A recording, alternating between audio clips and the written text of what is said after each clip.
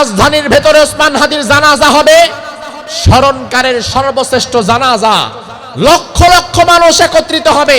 গোটা বাংলাদেশের বিভিন্ন জায়গা থেকে অলরেডি মানুষেরা শুধুমাত্র তার জানাজা পড়ার জন্য রওনা হয়ে গিয়েছে।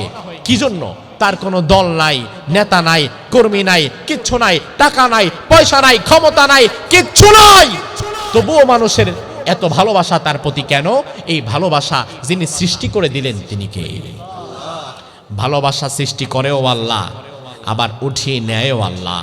তাহলে ওসমান হাদির প্রতি মানুষের যে বাঁধ ভাঙা ভালোবাসা, তার জানাজায় যে বিশাল উপচে পড়া গণজোয়ার, সর্বস্তরের মানুষ যে সেখানে যাচ্ছে, দোয়া করছে, এটাই প্রমাণ করে আল্লাহ তাআলা তাকে শাহাদাতের মর্যাদা দান করে দিয়েছে।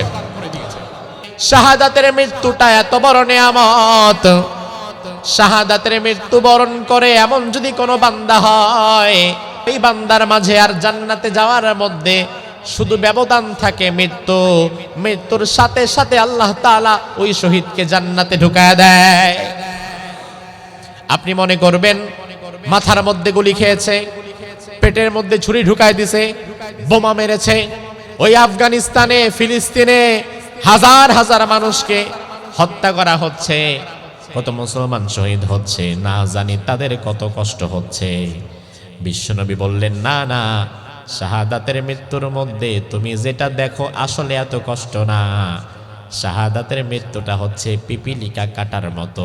পিপিলিকা কাটলে যতটা ব্যথা, শাহাদাতের মৃত্যুর যন্ত্রণা আল্লাহ তাআলা তার চেয়ে বেশি কমায়া দেয়। স্বাভাবিকত মৃত্যুর মধ্যে একটা যন্ত্রণা আছে না নাই? মৃত্যুর যন্ত্রণা কঠিন। মৃত্যুর যন্ত্রণায় মানুষ পাগল হয়ে যায়, কিন্তু শহীদ মৃত্যুর মধ্যে কোনো যন্ত্রণা নাই। সুবহানাল্লাহ বলবেন না? শাহাদাতের মৃত্যুর মধ্যে কোনো যন্ত্রণা নাই। আপনি দেখছেন মাথার মধ্যে গুলি ঢুকে গিয়েছে, ছটফট করছে, কাতরাচ্ছে, আহ কত যন্ত্রণা। রাসূল বলেন, না, কোনো যন্ত্রণা নাই। আল্লাহর পথে থেকে, না ইনসাফের পথে থেকে শহীদ মৃত্যু যদি কেউ বরণ করতে পারে, পিপিলিকা কামড়ালে যত টানা ব্যথা, শাহাদাতের মৃত্যুতে তার চেয়ে কম ব্যথা, তার চেয়ে কম কষ্ট। আল্লাহর দরবারে দোয়া করি, আল্লাহ ওসমান হাদিকে তুমি শাহাদাতের মর্যাদা দান করো, বলি আমিন।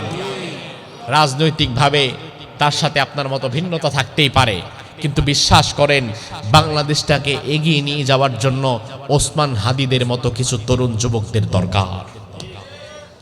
তাদের মতো যুবকদের দরকার, যারা বাংলাদেশে বসে দিল্লির দাসত্ব করবে না, বরং দিল্লির আধিপত্যের বিরুদ্ধে, দিল্লির দাদা বাবুদের বিরুদ্ধে, দিল্লির দাসত্বের বিরুদ্ধে বাংলাদেশে বসে সবার আগে ঈমান বুকে নিয়ে দেশের প্রশ্নে যারা জীবন দিতে পারবে, এমন যুবকদেরকে আমাদের সমাজে দরকার আছে না নাই? এমন যুবক আমাদের দরকার। আজ ওসমান হাদি ধন্য হয়ে গিয়েছে। মৃত্যুর মাধ্যমে সব সময় সবকিছু শেষ হয়ে যায় না। কিছু কিছু ক্ষেত্রে মৃত্যু দিয়ে নতুন আরেক বিপ্লবের সূচনা হয়ে যায়। মৃত্যুর মাধ্যমে যদি সব বন্ধ হয়ে যেত, তাহলে দুনিয়াতে কোনো বিপ্লব আর পূর্ণতা পেত না। কারণ বিপ্লবীরা অধিকাংশ ক্ষেত্রে তো বাঁচেই না, কিন্তু তার বিপ্লব তো পূর্ণতা পায়। পূর্ণতা পায় কেন? পূর্ণতা পায় এ কারণে, কারণ তার মৃত্যুর মধ্য দিয়ে গোটা বিপ্লবটা আরো শক্তিশালী হয়ে যায়, মানুষ সে পথে এগিয়ে যায়। এজন্য শাহাদাতের মৃত্যু ভয়ের কিছু নয়। শাহাদাতের মৃত্যু হতে হবে আমাদের তামান্না। আমরা দিল থেকে তামান্না করব, কারণ ইসলামের ১৫০০ বছরের ইতিহাস ভীত কাপুরুষের ইতিহাস নয়। ১৫০০ বছরের ইসলামের ইতিহাস শাহাদাতের সাহসিকতার ইতিহাস, ঠিক কিনা? সাহসিকতার ইতিহাস। সাহসিকতার ইতিহাস কেমন? ইসলামের বীর মুজাহিদেরা জীবন দেওয়ার জন্য কোনোদিন তারা ভয় পায় নাই, বরং ইনসাফের পক্ষে থাকার জন্য, হকের পক্ষে থাকার জন্য, ইসলামের পক্ষে থাকার জন্য জীবন দিতে পারাটা দুঃখের বিষয় না সৌভাগ্যের? দুঃখের না সৌভাগ্যের? সাহাবীর নাম খুবাইব। কি নাম? নামটা বলেন। কেন নামটা বলতে বললাম জানেন? তার কারণ হচ্ছে এই প্রজন্মের যুবকেরা দাঁড় করাই একজনকে। আপনি বাছাই করে দেন, হুজুর তাকে দাঁড় করান, দাঁড় করানোর পরে যদি বলি পৃথিবী বিখ্যাত 10 জন প্লেয়ার খেলোয়াড়ের নাম বলো, বলতে পারবে না? 10 জন নায়ক নায়িকার নাম বলো, বলতে পারবে না? পারবে কি না? পারবে। এবার যদি দাঁড় করায় বলি আশারায়ে মুবাশশারা জান্নাতের সুসংবাদপ্রাপ্ত 10 জন সাহাবীর নাম বলো, পারবে না, পারবে না।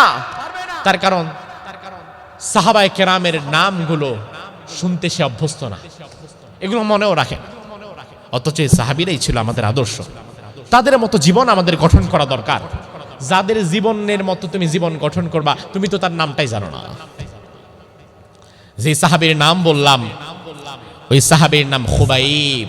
সবাই বলেন, যুবক সাহাবী খুবাইব রাদিয়াল্লাহু আনহু। আমার ভাই খুবাইব রাদিয়াল্লাহু আনহু কাফেরদের হাতে বন্দী হয়ে গেলেন। কাফেররা খুবাইব রাদিয়াল্লাহু আনহুকে বন্দী করে একটা আবদ্ধ ঘরের মধ্যে বেঁধে রাখা হয়েছে, ফেলে রাখা হয়েছে। খুবাইব রাদিয়াল্লাহু আনহুকে খাবার দেয় না, খাবার পানি কিছুই দেয় না, সেখানে ঘরের মধ্যে বন্দী করে রাখা হয়েছে। দেখি কতক্ষণ না খায়া তুমি বাঁচতে পারো। ভাই আমার ক্ষুধার যন্ত্রণা কার না আছে? 2-3 দিন চলে যায়, কোনো খাবার নাই, কোনো পানি নাই। ওই কাফের গোত্রের এক নারী চিন্তা করলো, 2-3 দিন আমার বাপসা যারা খুবাইবকে আটকায় রাখছে ঘরের ভেতরে, একটু দেখা দরকার খুবাইব বাঁচে কিভাবে, সে খায় কিভাবে, কারণ তার কাছে তো কোনো খাবার দাবার দেয়া হয় না। সে দেখি আমাদের কাছে মাফ চায়া কোনো খাবার দাবার চায়ও না। ওই মহিলা জানালার পাশ থেকে খুবাইব রাদিয়াল্লাহু আনহুর ঘরের দিকে ওকে দিলেন, যেখানে তাকে বন্দী করে রাখা হয়েছিল। ওকে দেওয়ার পরে অবাক হয়ে গেলেন। ওই মহিলা বলল, গোটা মক্কায় কোথাও কোন আঙ্গুর পাওয়া যায় না। আমি অবাক হয়ে গেলাম, খুবাইবের মুখের কাছে কে যেন 1 থোকা আঙ্গুর ধরে রেখেছে, আর খুবাইব সেখান থেকে একটা একটা করে আঙ্গুর খাচ্ছে। এই ঘটনা দেখে খুবাইবের শাহাদাতের পরে এই নারী ইসলাম গ্রহণ করে ফেলেছিল, এই একটা ঘটনার কারণে। আমার ভাই খুবাইব রাদিয়াল্লাহু আনহুকে দীর্ঘদিন না খাইয়ে তারা কষ্ট দিয়ে ভেতরে রেখেছে, কিন্তু খুবাইব তো মরে না। খুবাইবকে যিনি খাবার দান করে তিনি কে? রিজিক যিনি দেয় তিনি কে? এবার 40 দিন এভাবে যাওয়ার পর কাফেররা বলল, খুবাইব আজকে প্রস্তুতি নাও, তোমাকে আজকে মৃত্যুদণ্ড দেওয়া হবে, তোমার আজকে শলিতে চড়ায়া শলি বিদ্ধ করে মেরে ফেলা হবে। খুবাইব রাদিয়াল্লাহু আনহু বললেন, আলহামদুলিল্লাহ, আমার কোনো আফসোস নাই, কারণ মুমিন কখনো মৃত্যুকে ভয় পায় না। মুমিন ভালো করেই জানে আমার মৃত্যুর মধ্য দিয়ে আমার হারাবার কিছুই নাই, বরং মৃত্যুর মধ্য দিয়ে আমার জন্য আল্লাহর জান্নাত আল্লাহ তাআলা মুক্ত করে দেবে। হারাবার কিছু নয়। ঈমানদার ব্যক্তি মৃত্যুর মধ্য দিয়ে নতুন একটা দিগন্তের উন্মোচিত হয়ে যায়। আখিরাত যেমন তার জন্য সুপ্রশস্ত হয়ে যায়, জান্নাত যেমন তার ঠিকানা হয়ে যায়, মৃত্যুর মধ্য দিয়ে আল্লাহ সুবহানাহু ওয়া তাআলা কোটি কোটি মানুষের ভেতর থেকে তার জন্য দোয়া এবং ভালোবাসাও বের করে দেয়। সুবহানাল্লাহ বলবেন না? আপনি দেখেন ওসমান হাদিকে কয়জন চিনতো বাংলাদেশে? আমরা যারা সচরাচর সোশ্যাল মিডিয়া ইউজ করি, আমরা ছাড়া বাংলাদেশের 5% 10% মানুষ সর্বোচ্চ ওসমান হাদিকে চিনতো, বাকি 90% মানুষ ওসমান হাদিকে চিনতো না। কিন্তু ওসমান হাদি মাথার মধ্যে গুলি লাগার পরে যে 1 সপ্তাহ বেঁচে ছিল, আল্লাহ তাআলা চাইলে কিন্তু ওসমান হাদিকে ওই মুহূর্তে স্পট ডেট করে দিতে পারতেন। ওই মুহূর্তে স্পট ডেট হয়ে যেত, জানাজা হয়ে যেত, কিচ্ছা খতম। কিন্তু ওসমান হাদিকে আল্লাহ তাআলা 1 সপ্তাহ পর্যন্ত বাঁচিয়ে রেখে গোটা বিশ্বের কাছে পরিচিত করে দিলেন। পরিকল্পনাকার, পরিকল্পনাকার। আর গতকাল যখন মারা গিয়েছে, কোটি কোটি মানুষ তার জন্য কেঁদেছে, কোটি কোটি মানুষ তার জন্য কেঁদেছে। যার সাথে ওসমান হাদির কোনো রক্তের সম্পর্ক নাই, যার সাথে কোনো টাকার সম্পর্ক নাই, আছে কলিজার সম্পর্ক। এই ভালোবাসাটা ভেতরে যিনি পয়দা করে দিলেন তিনি কে? আগামীকাল ওসমান হাদির জানাজা ঢাকায় সংসদ ভবনের সংসদ ভবনের ভেতরে ওসমান হাদির জানাজা হবে, ঢাকা শহর রাজধানীর ভেতরে ওসমান হাদির জানাজা হবে, স্মরণকারের সর্বশ্রেষ্ঠ জানাজা, লক্ষ লক্ষ মানুষ একত্রিত হবে। গোটা বাংলাদেশের বিভিন্ন জায়গা থেকে অলরেডি মানুষেরা শুধুমাত্র তার জানাজা পড়ার জন্য রওনা হয়ে গিয়েছে। কি জন্য? তার কোনো দল নাই, নেতা নাই, কর্মী নাই, কিচ্ছু নাই, টাকা নাই, পয়সা নাই, ক্ষমতা নাই, কিচ্ছু নাই, তবুও মানুষের এত ভালোবাসা তার প্রতি কেন? এই ভালোবাসা যিনি সৃষ্টি করে দিলেন তিনি কে? ভালোবাসা সৃষ্টি করেও আল্লাহ, আবার উঠিয়ে নেয়ও আল্লাহ। তাহলে ওসমান হাদির প্রতি মানুষের যে বাঁধ ভাঙা ভালোবাসা, তার জানাজায় যে বিশাল উপচে পড়া গণজোয়ার, সর্বস্তরের মানুষ যে সেখানে যাচ্ছে, দোয়া করছে, এটাই প্রমাণ করে আল্লাহ তাআলা তাকে শাহাদাতের মর্যাদা দান করে দিয়েছে। খুবাইব রাদিয়াল্লাহু আনহুকে বলা হলো, খুবাইব প্রস্তুতি নাও, আজ বিকেলে তোমাকে শুলিতে চড়িয়ে হত্যা করা হবে। আমার ভাই, না জেনে মরা, অ্যাক্সিডেন্টলি মরে গেছি, আর জেনে শুনে মরা, দুইটা কি এক? না।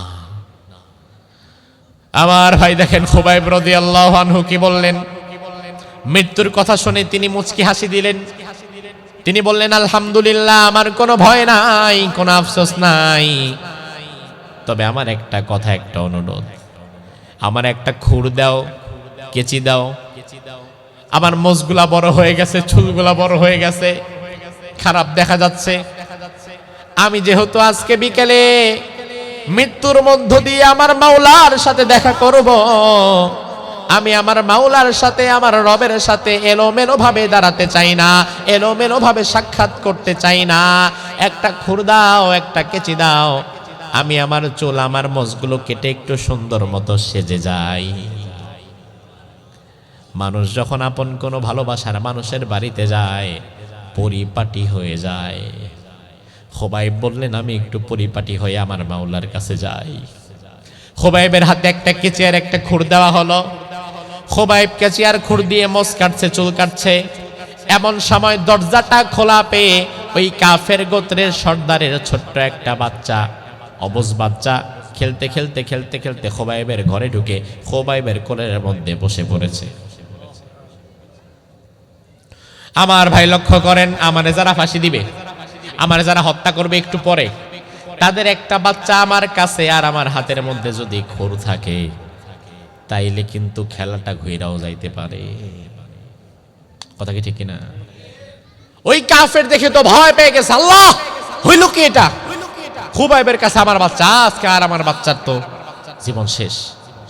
খুবাইব ডাক দিয়ে বলল, এই কাফেরের দল, ভয় পেও না, আমি মুহাম্মদুর রাসূলুল্লাহর কর্মী, আমি মুহাম্মদুর রাসূলুল্লাহর উম্মত, আমি আল্লাহর গোলাম। তোমার সাথে আমার শত্রুতা কথা ঠিক, তবে এই বাচ্চার সাথে তো আমার কোনো শত্রুতা নাই।